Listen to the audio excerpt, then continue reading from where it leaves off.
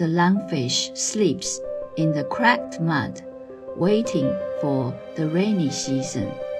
But in its dream, it enters a mysterious underwater world. A blue shrimp swam over anxiously and said, "Why aren't you moving yet?"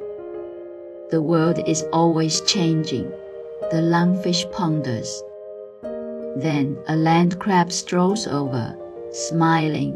Sometimes waiting is also a form of preparation.